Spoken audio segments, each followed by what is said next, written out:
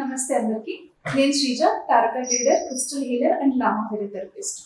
ఈ రోజు మనం చాలా కామన్ గా ఉండే అందరికి ఉండే డౌట్సే ఒక సైంటిఫిక్ రీజన్ తో వచ్చే డౌట్ ని చాలా మంది ఒక మూఢనమ్మకంగా చాలా మంది ఆడవాళ్ళలో మైండ్ లో హార్ట్ లో అలా తరతరాలుగా నాటేసుకుని వచ్చారు. సో ఈ రోజు మనం ఆ టాపిక్ గురించి మాట్లాడుకుందాం.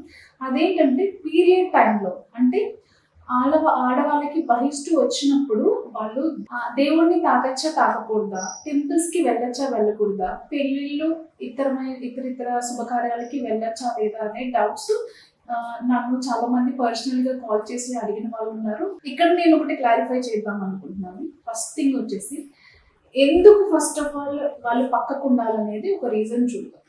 మనకి పూర్వకాలంలో ఇప్పుడు విస్పర్ అని, స్టే ఫ్రీ అని, లేకపోతే సోఫీ అని చాలా చాలా రకాల బ్రాండ్స్ ప్యాడెడ్స్ అనేవి వచ్చాయి, పీరియడ్ ప్యాడ్స్ అని వచ్చాయి. కానీ అప్పట్లో ఏంటంటే మనకన్నీ ఫెసిలిటీస్ లేవు.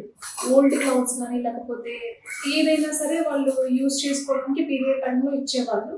అదేంటంటే కొన్ని సందర్భాల్లో వాళ్ళకి పీరియడ్లో ఉన్నప్పుడు బ్లీడింగ్ అనేది లీక్ అయ్యి ఆ కాళ్ళ నుంచి ఆ ఫ్లోర్ వాళ్ళు వెళ్ళే దారిలో కానీ ఫ్లోర్ కానీ వెళ్ళేది. సో ఒకటి గుర్తుపెట్టుకోండి, ఆ టైంలో మనం ఆడవాళ్ళు ఎవరైతే అందరూ ఉన్నారో మనం ఒక టాక్సిన్స్ అనేవి రిలీజ్ చేస్తున్నాం. మనకి లోపల ఇంటర్నల్ గా ఏదైతే అవసరం లేదో అదంతా కూడా మనకి ఫ్లష్ అవుట్ అయిపోతుంది. బయటికి ఏదైతే అవసరం లేదో దాన్ని మనం ఫ్లష్ అవుట్ చేస్తాం. సో అదొక సైంటిఫిక్ రీజన్. అలా బ్లీడింగ్ రూపంలో బయటకు వస్తున్నప్పుడు వాళ్ళ కాళ్ళ నుంచి అట్లా ఇల్లంతా కానీ వాళ్ళు తిరిగే ప్రదేశాల్లో కానీ పడటం వల్ల బ్యాక్టీరియా సంబంధించిన బ్యాక్టీరియల్ ఇన్ఫెక్షన్స్ వస్తాయి. కాబట్టి అట్లా తిరగద్దు, ఇల్లంతా కూడా అపవిత్రం అవుతుంది. లేకపోతే అపవిత్రం అని చెప్పలేము, ఇట్స్ నేచర్. పీరియడ్ అనేది ఇట్స్ సైకిల్ ఆఫ్ నేచర్. కాబట్టి ఇల్లంతా అవుతుంది, మగవాళ్ళు ఉంటారు, చూసే వాళ్ళకి కూడా కొంచెం ఇబ్బందికరంగా ఉంటుంది. కాబట్టి ఒక పక్కకు ఉండమని చెప్పేవాళ్ళు. అదే పక్కకు ఉండమని చెప్పడానికి కూడా ఇంకొక రీజన్ ఏంటంటే ఆ టైంలో మనకి నడుము నొప్పి ఉంటుంది, బ్రెస్ట్ పెయిన్ ఉంటుంది, కాళ్ళు లాగుతాయి, ఎంటైర్ బాడీ అంతా కూడా కొంచెం సపోర్ట్ చేయదు, పెయిన్స్ అనేవి ఉంటాయి, అబ్డామిన్ పెయిన్స్ ఉంటాయి, వెజినల్ పెయిన్స్ ఉంటాయి, ఇలా రకరకాలైనటువంటి పెయిన్స్ అన్నీ ఉంటాయి. కాబట్టి వాళ్ళు పనులు చేయడానికి అవకాశం ఉండదు. అంటే ఆ పెయిన్స్ తోనే ఎక్కువ ఉంటారు కాబట్టి ఇబ్బందికరంగా ఉంటుంది. ఒక పక్క బ్లీడింగ్ అవుతుంది, అలాగే బాడీ పార్ట్స్ ఒక్కటొక్కటిగా కూడా పెయిన్స్ అనేవి వస్తాయి. కాబట్టి వాటికి దూరంగా ఉండమని చెప్పారు. అంటే పనులు ఏవైతే ఉన్నాయో బరువులు ఎత్తడం కానీ, ఆ టైంలో బట్టలు ఉతకడం, ఇప్పుడంటే మనకి చాలా ఫెసిలిటీస్ వచ్చేసాయి, అప్పట్లో అన్ని ఫెసిలిటీస్ లేవు. కాబట్టి వాళ్ళు ఆ టైంలో ఆ పనులు చేస్తే వాళ్ళకి ఇంకా ఇబ్బందికరంగా ఉంటుంది. అలాగే పెయిన్ ఆల్రెడీ ఉంది కాబట్టి పెయిన్ ఎక్కువ అవ్వకూడదు, బ్లీడింగ్ ఆల్రెడీ అవుతుంది. కాబట్టి వాళ్ళని ఒక పక్కకి ఉండమని, రెస్ట్గా ఉండమని చెప్పేవాళ్ళు. ఒక పక్కకి మీన్స్ రెస్ట్లో ఉండమని చెప్పేవాళ్ళు.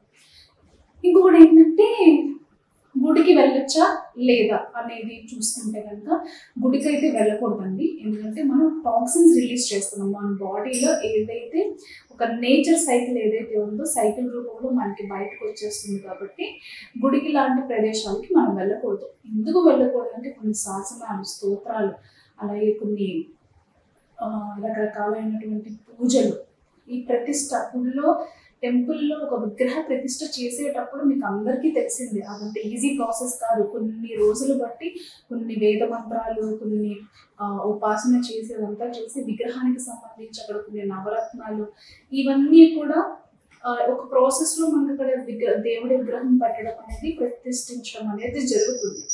రోజు నిరంతరం అక్కడ పూజలు జరుగుతాయి, పవిత్రమైన పూజలు జరుగుతాయి. కాబట్టి మనం ఒక టాక్సిన్ రిలీజ్ చేస్తున్నాం. కాబట్టి దేవుడికి సంబంధించిన వస్తువులు కానీ, అలాగే గుడికి వెళ్ళడం లాంటివి చేయకూడదు. అలాగే ఇంట్లో కూడా పవిత్రమైన దేవుడి వస్తువుల్ని వాళ్ళు తాకకుండా ఉండడం, దేవుడి రూమ్లోకి వెళ్ళకుండా ఉండడం అనేది ఉత్తమం. ఎందుకంటే ఏదైనా సరే దేవుడికి సమర్పించేటప్పుడు, ఒక చాంటింగ్ చేసేటప్పుడు, ఒక అర్చన చేసేటప్పుడు, దేవుడిని చూసేటప్పుడు మనం నిర్మలమైన స్వచ్ఛమైన మనసుతో, చాలా ప్యూర్ హార్ట్తో, ప్యూర్ సోల్తో ఉండాలి. కాబట్టి అట్లా చేయకూడదు. ఇక్కడ ప్యూర్ అనే మాట నేను ఎందుకు వాడాను అంటే మనకి ఆ టైంలో పెయిన్స్ ఉంటాయి. సో మనం పెయిన్ మీదే కాన్సన్ట్రేట్ చేయాలా లేదా పెయిన్ భరిస్తూనే దేవుణ్ణి స్థుతి చేయాలా అనే డౌట్ అందరికీ రావచ్చు. నేనేమంటానంటే మీరు రెస్ట్గా చక్కగా మీరు బెడ్ మీద కూర్చోవచ్చు, లేదంటే ఒక చైర్లో కూర్చోవచ్చు, ఎక్కడన్నా కూర్చొని చాంటింగ్ లాంటివి చేసుకోవచ్చు. మంత్ర చాంటింగ్స్ ఏవైతే ఉంటాయో అవి అయ్యగారిని అడగచ్చు. అంటే టెంపుల్లో ఉన్న పంతులు గారిని కానీ లేకపోతే వేదం చేసిన వాళ్ళు కానీ మీరు అడగచ్చు, ఏవి చాంటింగ్ చేసే మంత్రాలు, ఏవి చేయకూడదని. ఈ డౌట్ ఒకటి క్లారిఫై చేసుకుని చాంటింగ్ చేసుకోవచ్చు. అలాగే నిత్య పూజా విధానం ఏదైతే ఉంటుందో అది చేసుకోవచ్చు.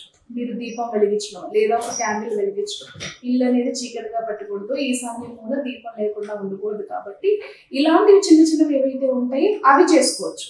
కానీ దేవుడి విగ్రహాలు తాకడం, దేవుడి ఫోటోల్ని తాకడం, దేవుడికి సంబంధించిన పవిత్రమైన ఫోటోలు తాకడం లేదా గుడి దర్శనానికి వెళ్ళడం అనేది చేయకూడదు.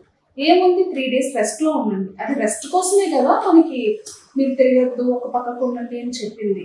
సో సనాతన ధర్మాన్ని పాటించే వాళ్ళు ఎవరైతే ఉన్నారో ఖచ్చితంగా ఈ 3 రోజులు గుడికి వెళ్ళకుండా దేవుడికి సంబంధించిన విగ్రహాలు తాకడం, ఫోటోలు తాకడం, దేవుడికి సంబంధించిన పూజా సామాగ్రికి సంబంధించిన పవిత్రమైన వస్తువులు తాకడం మాత్రం దయచేసి చెయ్యదు. మిగిలిన మంత్ర చాంటింగ్స్ ఏవైతే ఉన్నాయో అయ్యగారిని అడిగి మీ డౌట్ క్లియర్ చేసుకుని ఆయా మంత్రం జపం అయితే చేసుకోవచ్చు.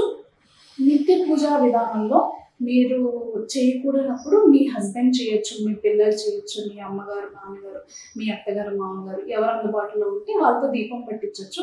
ఈశాన్య మూలం మీరైతే మీ చేతులతో మీరే దీపం పెట్టచ్చు. సో ఇవి పాటించాల్సిన నియమాలు మనం పీరియడ్లో ఉన్నప్పుడు. ఎందుకంటే ఒక టాక్సిన్ని రిలీజ్ చేస్తున్నప్పుడు మనం దానికి తగ్గట్టుగానే ఆ 3 days కానీ 5 days కానీ ఆ ప్రాసెస్ని అట్లా చేసుకుంటే మీకే మంచి రిజల్ట్స్ ఉంటాయి.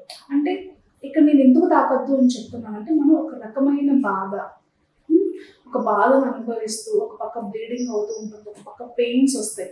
అప్పుడు మనం ప్యూర్గా ఉండవు, మన మైండ్ అనేది దేవుడి మీద ఫోకస్డ్గా ఉండదు. సో ఇలాంటి రీజన్స్ అన్నీ ఉన్నాయి కాబట్టి ఇవన్నీ ఆలోచించి మంచి నిర్ణయం తీసుకుని వీటికి దూరంగా ఉండి 3 days కూడా చాంటింగ్ చేసుకోవచ్చు, ఈసారి మూల దీపం పెట్టుకోవచ్చు. దైవ నామస్మరణ మాత్రం చేయకూడదని ఎక్కడా లేదు, హ్యాపీగా చేసుకోవచ్చు. నమస్తే.